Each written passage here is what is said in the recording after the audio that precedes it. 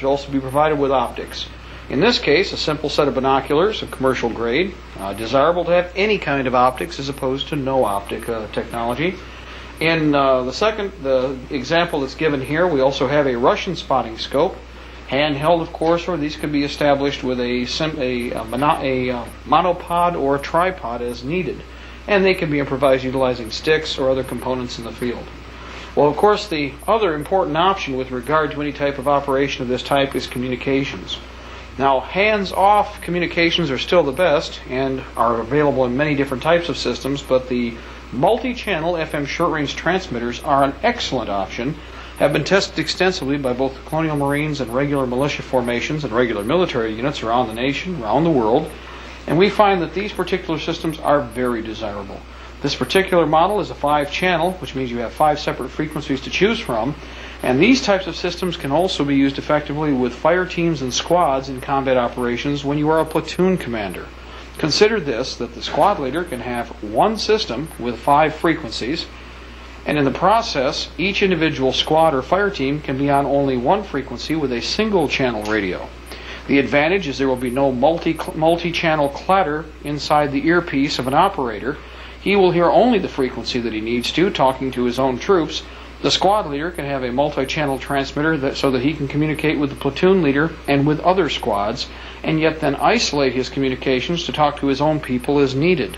Consider this, you have 5 different frequencies, so you can have 4 separate squads and a command element on their own channels. Another option, of course, are simple handheld radios. There are many different types, both in FM, AM, 2 meter, 4 meter, also 20, 30, yes, 60 and 80 depending upon crystals, and of course how much money you want to spend. Obviously, what we're looking at here is a very economical solution. They can also, of course, be in CB. This is a more advanced system here, a little bulkier perhaps, but again, we're taking advantage of existing on-shelf technology. What we wanted to demonstrate is that there are many different antennas to choose from also, depending first of all upon mission type and also the requirements of the individual radios themselves. Now, unlike the headset units, which have a built-in whip system which wraps around the top of the head, around the crown of the head, these individual systems are retractable if you use the model, similar to what I'm using for a pointer right now, or are rubberized, armored, flexible antennas, which can take a great deal of abuse in the field. Again, at your discretion, you'll need to choose the technology that will, first of all, obviously suit your budget. Second of all, also suit the tactical needs of your environment. There are restrictions with all of the different types of communication that are used. Remember that in many cases, even though the systems are fairly sophisticated and fairly modern, they're still limited for the most part of line-of-sight communications. One of the interesting things you should note with all of these radios is if you read the back of them, you will find that under FCC guidelines, all of these radios had to accept a specific amount of interference by law. They are intentionally reduced in range and capability because the government wanted it that way. So you need to evaluate the technology that's available, find out what will best suit your needs, and then employ it properly, test it, and experiment with it. Now we're going to turn over here for just a moment, and there's something you may have noticed sitting off to the side. While we certainly have a lot of weapons that make noise, understand that the personal fighting weapon, especially the knife, is a silent weapon. The objective behind an operation of this type is not to make any noise and not to be noticed. So before this thing that goes boom is used, in many cases this may be the preferred weapon of choice under certain circumstances. It's highly recommended that if you are going to purchase any type of blade weapons, again, you need to do research with regard to fit to the individual operator. There are many adept individuals who can recommend different systems for you. And again, the knife, like the handgun, for the most part, is a personal choice firearm. Or a personal choice weapon, just as the handgun is a personal choice firearm. There are many people who argue back and forth about different technologies, different systems, different equipment that's available. But remember, when push comes to shove, it's a matter of whether or not this will go where it's supposed to and continue to function after you've used it the first time. In all cases, as we are demonstrating here, ammunition is the base for everything that's being done. You will notice, of course, first of all, that the ammunition is being properly stored in a conventional munitions can of some type. Remember, the government already did the research. You can't do much better. Take advantage of existing shelf technology.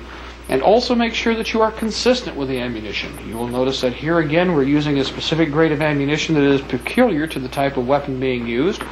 And again, consistency is crucial. We're looking at quality technology, mated with a quality weapon system. You come up with an excellent end result. While this next phase has been covered by many different authors in the last couple of years, chemical warfare protection and also safety protection devices are very important.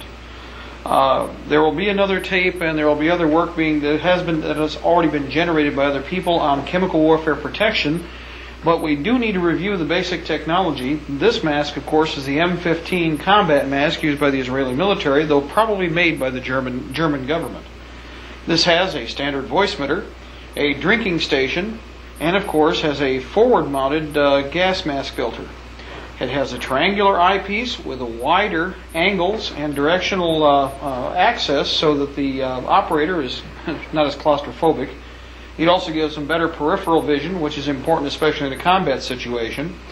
And it should be noted that, of course, these masks, for the most part, have been coming out virtually new in the box, unissued. Now, at this point in time, I'd like to point out several features of this particular mask as it shows up. First of all, it is as a new package in a plastic overbag, which covers all the devices that you see here, with the exception of this, which was an add-on system. One of the pieces that is usually misunderstood or not properly identified is this particular device. And for most of you who are concerned with training with your chemical warfare protection, rather than opening up and breaking the seal on the filters as they presently exist, you are provided with an excellent training aid. The restrictive hole that is in the base of this particular device is designed, when screwed into place, to simulate the suction of a standard gas mask filter. This allows you to train without compromising what is in many cases a very expensive replacement item. You may notice that the nomenclature on this particular